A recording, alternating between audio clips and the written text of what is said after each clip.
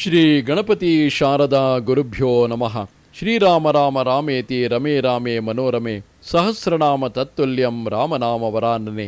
ಶ್ರೋತೃಗಳಿಗೆ ಶ್ರೀಮದ್ ವಾಲ್ಮೀಕಿ ರಾಮಾಯಣದ ಅರಣ್ಯಕಾಂಡದಲ್ಲಿ ಜಟಾಯು ರಾವಣರ ಘೋರ ಯುದ್ಧ, ರಾವಣನು ಜಟಾಯುವಿನ ರೆಕ್ಕೆಗಳನ್ನು ಕತ್ತರಿಸಿದುದು ಎಂಬ 51ನೆಯ ಸರ್ಗಕ್ಕೆ ಸ್ವಾಗತ. ಇತ್ಯುಕ್ತಸ್ಯ ಯಥಾ ನ್ಯಾಯಂ ರಾವಣಸ್ಯ ಜಟಾಯುಷ ಕ್ರುದ್ಧಸ್ಯಾಗ್ನಿ ನಿಭಾ ಸರ್ವ ರೇಜುರ್ವಿಂಶತಿ ದೃಷ್ಟಯಃ. ಜಟಾಯುವು ರಾವಣನಿಗೆ ಹೀಗೆ ನ್ಯಾಯಸಮ್ಮತವಾದ ಈ ಮಾತುಗಳನ್ನು ಹೇಳಲಾಗಿ, ಕ್ರುದ್ಧನಾದ ರಾವಣನ ಅಗ್ನಿ ಸದೃಶನಾದ 20 ಕಣ್ಣುಗಳು ಪ್ರಜ್ವಲಿಸಿದವು. ಜಟಾಯುವಿನ ಮಾತನ್ನು ಕೇಳಿ ಕೋಪದಿಂದ ಕೆಂಗಣ್ಣನಾಗಿದ್ದ, ಚಿನ್ನದ ಕುಂಡಲಗಳನ್ನು ಧರಿಸಿದ್ದ, ಅಸಹನಶೀಲನಾಗಿದ್ದ ರಾವಣನು ಜಟಾಯುವನ್ನು ಆಕ್ರಮಿಸಿದನು. ಮಾರುತದಿಂದ ಮೇಲಕ್ಕೆದ್ದಿರುವ 2 ಮೇಘಗಳು ಆಕಾಶದಲ್ಲಿ ಸಂಘರ್ಷಿಸುವಂತೆ ರಾವಣ ಜಟಾಯುಗಳಿಗೆ ಆ ಮಹಾವನದಲ್ಲಿ ಭಯಂಕರವಾದ ಯುದ್ಧವು ಪ್ರಾರಂಭವಾಯಿತು. ರೆಕ್ಕೆಗಳನ್ನೊಳಗೊಂಡ ಪುಷ್ಪಮಾಲಿಕೆಗಳಿಂದ ಕೂಡಿದ 2 ಮಹಾಪರ್ವತಗಳ ನಡುವೆ ಯುದ್ಧವಾಗುವ ರೀತಿಯಲ್ಲಿ ಜಟಾಯು ರಾವಣರ ಆ ಯುದ್ಧವು ಪರಮಾದ್ಭುತವಾಗಿದ್ದಿತು. ರಾವಣನು ಮಹಾಬಲನಾದ ಗೃಧ್ರರಾಜನನ್ನು ನಾಲೀಕಗಳಿಂದಲೂ ನಾರಾಚಗಳಿಂದಲೂ ತೀಕ್ಷ್ಣವಾದ ಅಗ್ರಭಾಗಗಳಿಂದ ಕೂಡಿದ್ದ ಮತ್ತು ಮಹಾಘೋರವಾಗಿದ್ದ ವಿಕರ್ಣಿಗಳೆಂಬ ಬಾಣಗಳಿಂದಲೂ ಪ್ರಹರಿಸಿದನು.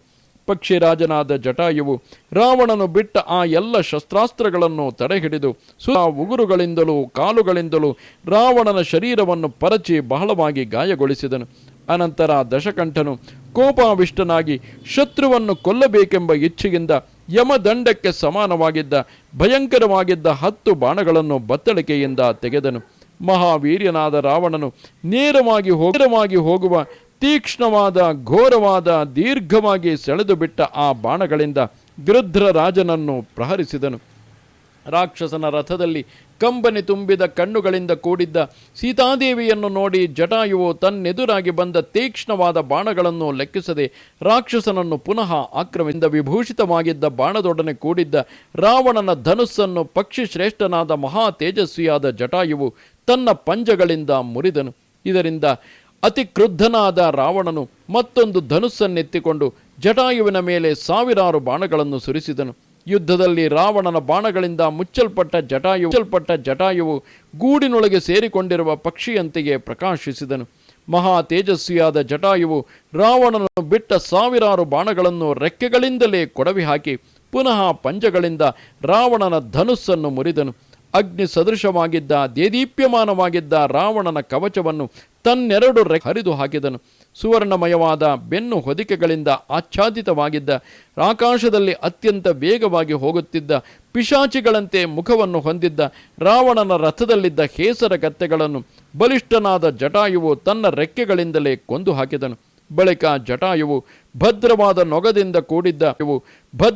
ನೊಗದಿಂದ ಕೂಡಿದ್ದ ಇಚ್ಛೆಯಿದ್ದೆಡೆಗೆ ಹೋಗುವುದಾಗಿದ್ದ ಅಗ್ನಿಯ ಜ್ವಾಲೆಯಂತೆ ಪ್ರಕಾಶಮಾನವಾಗಿದ್ದ ರತ್ನದಿಂದಲೂ ಚಿನ್ನದಿಂದಲೂ ಚಿತ್ರಿತವಾಗಿದ್ದ ರಾವಣನ ರಥವನ್ನು ಮುರಿದು ಹಾಕಿದನು.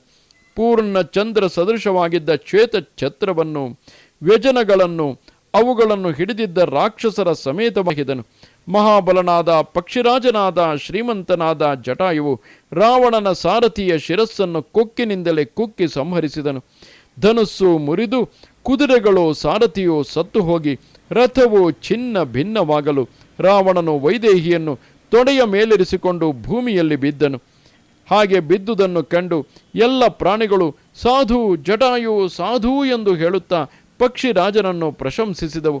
ಮುಪ್ಪಿನಿಂದಲೂ ಬಾಣಗಳ ಪ್ರಹಾರಗಳಿಂದಲೂ ಬಹಳವಾಗಿ ಬಳಲಿದ್ದ ಜಟಾಯುವನ್ನು ಗಮನಿಸಿದ ರಾವಣನು ಪ್ರಹೃಷ್ಟನಾಗಿ ಮೈಥಿಲಿಯನ್ನು ಎತ್ತಿಕೊಂಡೇ ಪುನಃ ಮೇಲಕ್ಕೆ ಹಾರಿದನು.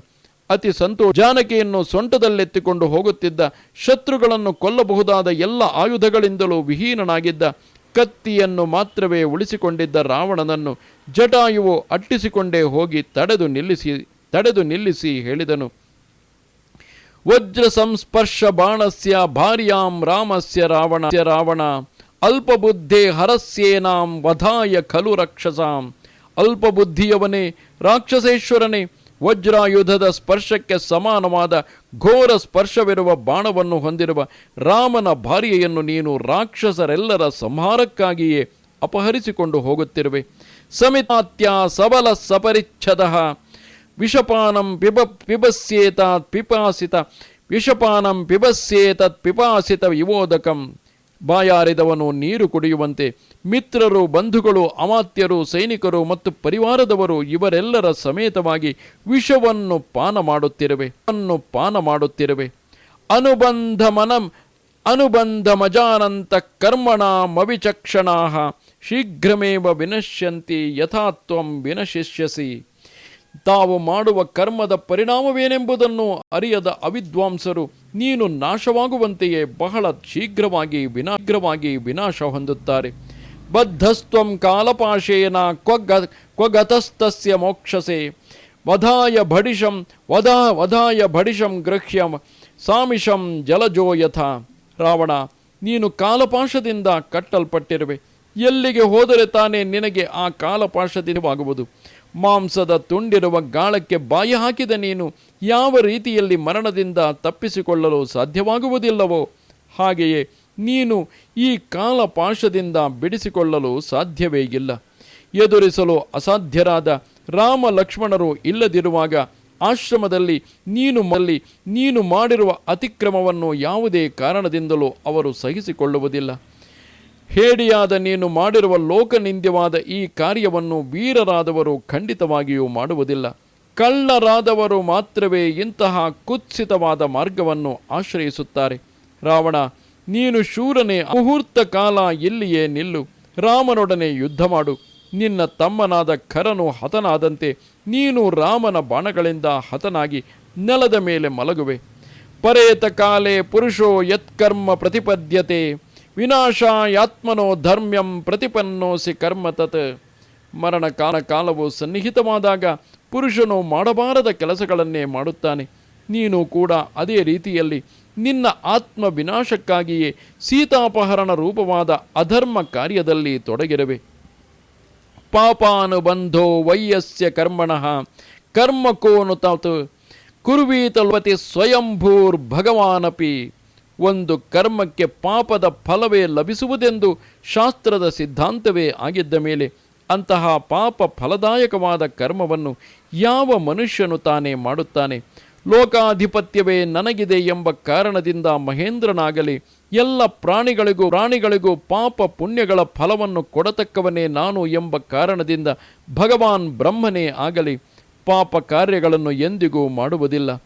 ವೀರ್ಯವಂತನಾದ ಜಟಾಯುವು ಹೀಗೆ ರಾವಣನಿಗೆ ನೀತಿಯುಕ್ತವಾದ ಶುಭವಾಕ್ಯಗಳನ್ನು ಹೇಳಿ ಶೀಘ್ರವಾಗಿ ಅವನ ಬೆನ್ನ ಮೇಲೆ ಬಿದ್ದನು. ಮಾವಟಿಗನು ತುಂಟ ಆನೆಗಳನ್ನು ಯಾವ ವಶದಿಂದ ಚುಚ್ಚುವನೋ ಅದೇ ರೀತಿಯಲ್ಲಿ ಜಟಾಯುವು ತನ್ನ ತೀಕ್ಷ್ಣವಾದ ಉಗುರುಗಳಿಂದ ರಾವಣನನ್ನು ಬೆನ್ನಿನಲ್ಲಿ ಪರಚಿದನು. ಉಗುರು, ರೆಕ್ಕೆಗಳು ಮತ್ತು ಕೊಕ್ಕು ಇವುಗಳನ್ನೇ ಆಯುಧಗಳನ್ನಾಗಿ ಹೊಂದಿದ್ದ ಜಟಾಯುವು ರಾಕ್ಷಸನ ತಲೆಗೂದಲುಗಳನ್ನು ಕೊಕ್ಕಿನಿಂದ ಕೀಳುತ್ತಾ ಪೃಷ್ಠ ಭಾಗವನ್ನು ಉಗುರುಗಳಿಂದ ಪರಚಿ ಗಾಯಗೊಳಿಸಿದನು. ಹೀಗೆ ಜಟಾಯುವು ರಾವಣನನ್ನು ಪುನಃ ಕ್ಲೇಶಗೊಳಿಸುತ್ತಿರಲು ರಾಕ್ಷಸನು ಬಹಳವಾಗಿ ಕೋಪಗೊಂಡನು. ತುಟಿಗಳು ಅದುರತೊಡಗಿದವು, ಶರೀರವು ಕಂಪಿಸಿತು. ರೆಕ್ಕೆಗಳ ಪ್ರಹಾರದಿಂದ ಪೀಡಿತನಾಗಿದ್ದ ಕ್ರೋಧ ಮೂರ್ಛಿತನಾದ ರಾವಣನು ಎಡ ತೊಡೆಯ ಮೇಲಿದ್ದ ವೈದೇಹಿಯನ್ನು ಎಡವಾಗಿ ಹಿಡಿದುಕೊಂಡು ಅಂಗೈಯಿನಿಂದ ಜಟಾಯುವನ್ನು ಅಪ್ಪಳಿಸಿದನು. ಪಕ್ಷಿರಾಜನಾದ ಶತ್ರು ದಮನನಾದ ಜಟಾಯುವು ರಾವಣನ ಪ್ರಹಾರವನ್ನು ಲೆಕ್ಕಿಸದೆ ಅವನನ್ನು ಆಕ್ರಮಿಸಿ ಸೀತೆಯನ್ನು ತಬ್ಬಿ ಹಿಡಿದುಕೊಂಡಿದ್ದ ರಾವಣನ ಎಡಭಾಗದ 10 ತೋಳುಗಳನ್ನು ಕೊಕ್ಕಿನಿಂದ ಕತ್ತರಿಸಿದನು. ವಿಷಜ್ವಾಲೆಗಳ ಗುಂಪನ್ನೇ ಮುಖದಲ್ಲಿ ಹೊಂದಿರುವ ಸರ್ಪಗಳು ಹುತ್ತದಿಂದ ಸಾಲು ಸಾಲಾಗಿ ಹೊರಬರುವಂತೆ ಜಟಾಯುವಿನಿಂದ ಕತ್ತರಿಸಲ್ಪಟ್ಟಿದ್ದ ರಾವಣನ ತೋಳುಗಳು ಪುನಃ ಹುಟ್ಟಿಕೊಂಡವು. ಕ್ರುದ್ಧನಾಗಿದ್ದ ರಾವಣನು ಸೀತೆಯನ್ನು ಕೆಳಗಿಳಿಸಿ ಜಟಾಯುವನ್ನು ಮುಷ್ಟಿಗಳಿಂದ ಗುದ್ದಿ ಕಾಲುಗಳಿಂದಲೂ ಒದೆದನು. ಮುಹೂರ್ತ ಕಾಲದವರೆಗೆ ರಾಕ್ಷಸ ರಾಜನಿಗೂ ದೊಡ್ಡ ಯುದ್ಧವೇ ನಡೆಯಿತು. ರಾವಣನು ಖಡ್ಗವನ್ನು ಹೊರತೆಗೆದು ರಾಮನ ಸಲುವಾಗಿ ಪ್ರಯಾಸದಿಂದ ಯುದ್ಧ ಮಾಡುತ್ತಿದ್ದ ಜಟಾಯುವಿನ 2 ರೆಕ್ಕೆಗಳನ್ನು, 2 ಕಾಲುಗಳನ್ನು, ಪಾರ್ಶ್ವ ಭಾಗಗಳನ್ನು ಕತ್ತರಿಸಿಬಿಟ್ಟನು. ಹೀಗೆ ಭಯಂಕರ ಕರ್ಮನಾದ ರಾವಣನು ರೆಕ್ಕೆಗಳನ್ನು ಕತ್ತರಿಸಿದ ನಂತರ ಜಟಾಯುವು ಪ್ರಾಣೋತ್ಕ್ರಮಣ ಸ್ಥಿತಿಯಲ್ಲಿ ಕುಟುಕು ಜೀವದಿಂದ ಭೂಮಿಯಲ್ಲಿ ಬಿದ್ದನು. ಗಾಯಗಳಿಂದ ಹೊರಬಂದ ರಕ್ತದಿಂದ ತೊಯ್ದು ಹೋಗಿದ್ದ ಜಟಾಯುವನ್ನು ನೋಡಿ ಸೀತಾದೇವಿಯು ಬಹಳ ದುಃಖಿತೆಯಾಗಿ ಕಷ್ಟದಲ್ಲಿ ಸಿಕ್ಕಿರುವ ಹತ್ತಿರದ ಬಂಧುವಿನ ಬಳಿಗೆ ಹೋಗುವಂತೆಯೇ ರಾವಣನ ತೊಡೆಯಿಂದ ಧುಮುಕಿ ಬಳಿಗೆ ಧಾವಿಸಿದಳು. ನೀಲ ಮೇಘದೋಪಾದಿಯಲ್ಲಿ ಬಿದ್ದಿದ್ದ ಬಿಳುಪಾದ ವಕ್ಷಸ್ಥಳವನ್ನು ಹೊಂದಿದ್ದ ಶಾಂತವಾದ ಕಾಳ್ಗಿಚ್ಚಿನಂತೆ ಕಾಣುತ್ತಿದ್ದ ವೀರ್ಯವಂತನಾದ ಜಟಾಯುವನ್ನು ರಾವಣನು ನೋಡಿದನು. ರಾವಣನ ಪರಾಕ್ರಮದಿಂದ ಸಮರ್ಧಿತನಾಗಿ ನೆಲದ ಮೇಲೆ ಬಿದ್ದಿದ್ದ ಪತ್ರರಥನಾದ ಜಟಾಯು ಶರೀರವನ್ನು ಚಂದ್ರವದನೆಯಾದ ಜಾನಕಿಯು ಪುನಃ ಪುನಃ ನೇವರಿಸುತ್ತಾ ರೋದಿಸುತ್ತಿದ್ದಳು. ಇದು ಶ್ರೀಮದ್ ವಾಲ್ಮೀಕಿ ರಾಮಾಯಣದ ಅರಣ್ಯಕಾಂಡದಲ್ಲಿ 51ನೆಯ ಸರ್ಗವು. ನಮಸ್ತೆ ಶಾರದೆ ದೇವಿ ಕಾಶ್ಮೀರ ಪುರವಾಸಿನಿ ತ್ವಾಮಹಂ ಪ್ರಾರ್ಥಯೇ ನಿತ್ಯಂ ವಿದ್ಯಾದಾನಂಚ ದೇಹಿಮೆ. ನಮಸ್ಕಾರ.